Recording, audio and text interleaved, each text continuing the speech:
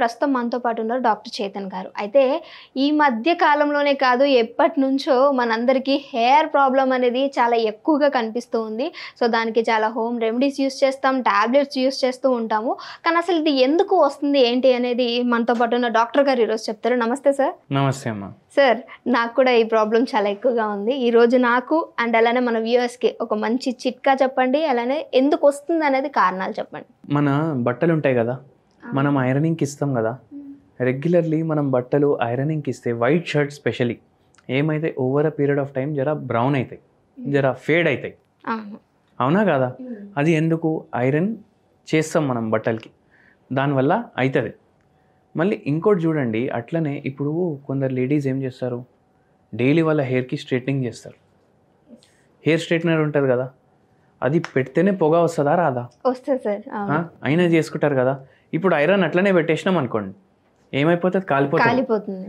అట్లనే మనం కొందరు ఏం చేస్తారు, డైలీ స్ట్రైట్నింగ్ చేస్తారు. దానివల్ల వాళ్ళకు హెయిర్ ఫాల్ ఎక్కువ అయిపోతుంది. ఇది వాళ్ళకి తెలియదు చాలామందికి. అయితే ఆ హెయిర్ స్ట్రైట్నర్లు వాడడం బంద్ చేయండి.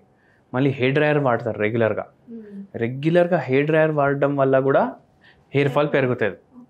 ఇంకోటి వెరీ ఇంపార్టెంట్ ఏంటంటే, ఇప్పుడు మనం జుట్టు దూకుతాం కదా, జుట్టు దూకునేటప్పుడు కోంబులు వాడతాం. అవి దేనితో తయారవుతాయి? ప్లాస్టిక్ తోటి తయారవుతుంది. ఇప్పుడు ఇంత పొల్యూషన్ అవుతుంది, దేనివల్ల అవుతుంది? బండ్లు, కోల్ బర్నింగ్. ఇప్పుడు ఎలక్ట్రిసిటీ కోసం కోల్ బర్న్ చేస్తాం, బండ్లు అవి కూడా పొగలు ఇడుస్తాయి. డీజిల్ బండ్లు, పెట్రోల్ బండ్లు, ఇవన్నీ పెట్రోల్ డీజిల్ ఇవి ఏడికెళ్ళి వస్తున్నాయి? క్రూడ్ ఆయిల్కి వెళ్ళి వస్తున్నాయి, భూమిలోకి వెళ్ళి వస్తున్నాయి. అంటే అవి ఫాసిల్ ఫ్యూయల్స్ అంటారు దాన్ని. ఈ ఫాసిల్ ఫ్యూయల్స్ తీసేటప్పుడే మనకు ప్లాస్టిక్ కూడా వస్తుంది బయటికి.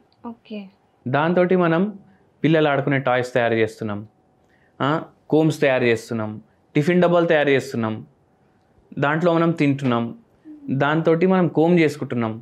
అంటే పెట్రోల్ తోటి మనకు హాని ఉంది మనకు తెలుసు, ప్లాస్టిక్ కూడా ఆడికెళ్ళి వస్తుంది కదా, అంటే అది కూడా హాని చేస్తుంది కదా.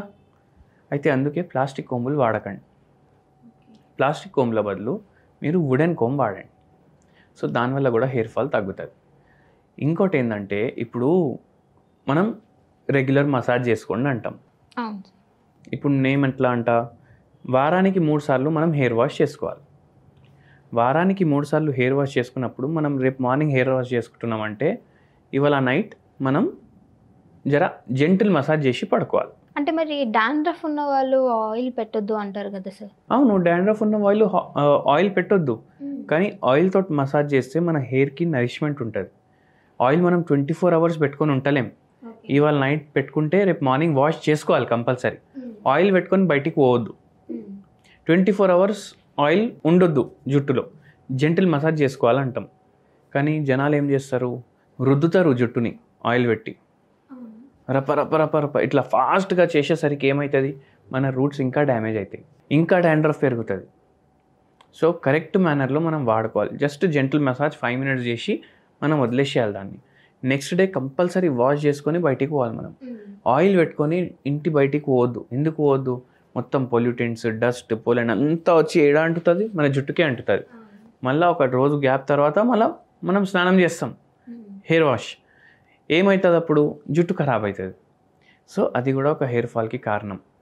అండ్ వెరీ ఇంపార్టెంట్లీ ఏంటంటే, చాలామంది ఏం చేస్తారు, పార్లర్లకు పోయి 10,000, 20,000, 30,000 పెట్టి ట్రీట్మెంట్ అనుకొని చేయించుకుంటారు. ఆ ట్రీట్మెంట్ వల్ల వాళ్ళకు బెనిఫిట్ తక్కువ, లాస్ ఎక్కువ అయిపోతుంది. ఏ విధంగా సార్?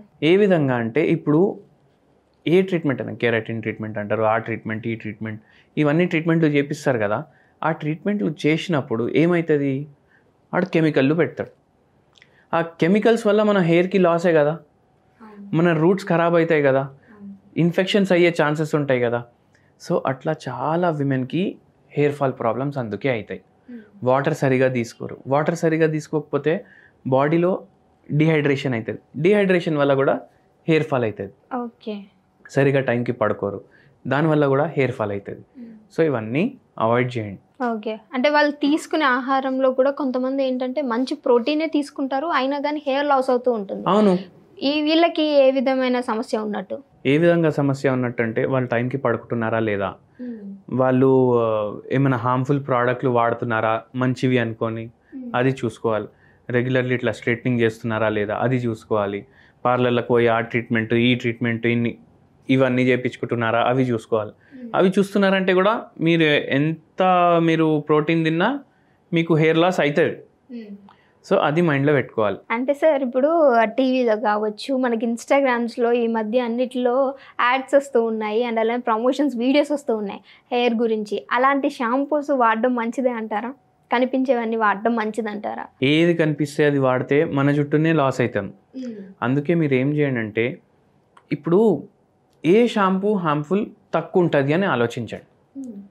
అన్నీ హార్మ్ఫుల్లే, దాంట్లో ఏది తక్కువ హార్మ్ఫుల్ అని ఆలోచించండి. ఓకే, అది ఎలా మనం తెలుసుకోవాలి? అది ఎలా తెలుసుకోవాలంటే ఇప్పుడు బేబీ ప్రోడక్ట్స్ వస్తాయి కదా, అవును సార్, బేబీ ప్రోడక్ట్స్లో బేబీ షాంపూ కూడా వస్తుంది కదా. పిల్లలకి అది పెట్టి పిల్లలకి హెయిర్ లాస్ అయ్యి ఏమైనా ఇన్ఫెక్షన్ అయితే ఎవరైనా ఊకుంటాడా, 100 కేసులు వేస్తారు. సో ఆ షాంపూలు తక్కువ హార్మ్ఫుల్ ఉంటాయి. అందుకే మీరు స్నానం చేసేటప్పుడు బేబీ షాంపూ వాడండి.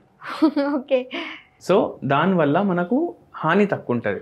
కెమికల్స్ తక్కువ ఉంటాయి అంటారు అందులో? చాలా తక్కువ ఉంటాయి. ఓకే, అంటే ఆయుర్వేదిక్ షాంపూస్ అవన్నీ అంటున్నారు కదా. ఆయుర్వేదిక్ షాంపూ అంటే ఆయుర్వేదిక్ మందు దాంట్లో వేస్తాడు, కానీ దాంతోపాటు కెమికల్ కూడా వేస్తాడు కదా. ఓకే, సో అది మనం మైండ్లో పెట్టుకోవాలి.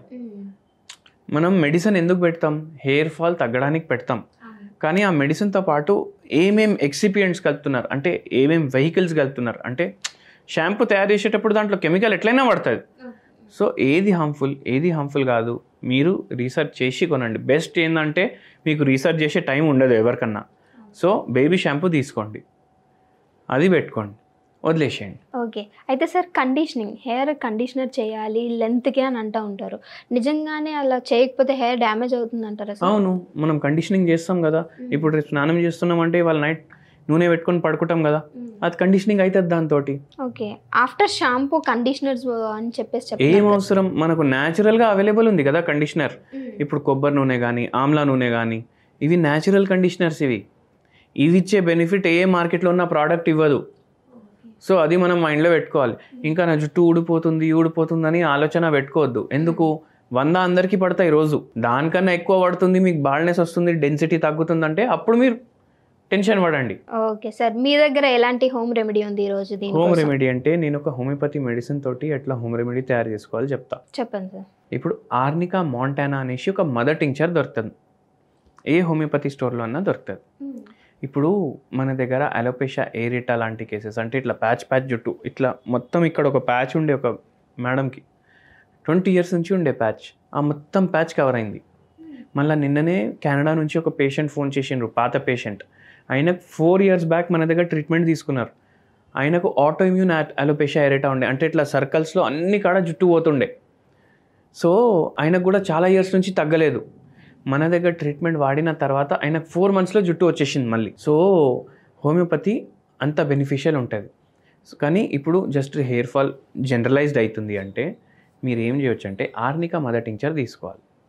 ఒక 100 ml తీసుకోవాలి ఆర్నికా మదర్ టింక్చర్. ఆ 100 ml ఒక 200 ml బాటిల్లో యాడ్ చేయాలి. ఆర్నికా మదర్ టింక్చర్ ఒక 200 ml బాటిల్లో యాడ్ చేయాలి. దీంట్లో 50 ml కొబ్బరి నూనె యాడ్ చేయాలి, 50 ml మీరు ఆమ్లా నూనె యాడ్ చేయండి. టోటల్ 200 ml అయిపోయింది కదా. అయిపోయింది సార్. ఆ బాటిల్ అట్లనే పెట్టుకోండి. డైలీ ఎప్పుడైతే మీరు రేపు తలస్నానం చేస్తున్నారు, ఇవాళ నైట్ మీరు లైట్ మసాజ్ కోసం నేను ఆయిల్ పెట్టుకోమని చెప్పినా కదా, ఆ బాటిల్ మంచిగా షేక్ చేసి అది మీరు రాసుకొని పడుకోండి. మీకు జనరలైజ్డ్ హెయిర్ ఫాల్ ఉంటే తగ్గిపోతుంది. ఓకే సార్, చాలా చక్కటి చిట్కా ఇచ్చినందుకు thank you sir. Thank you madam.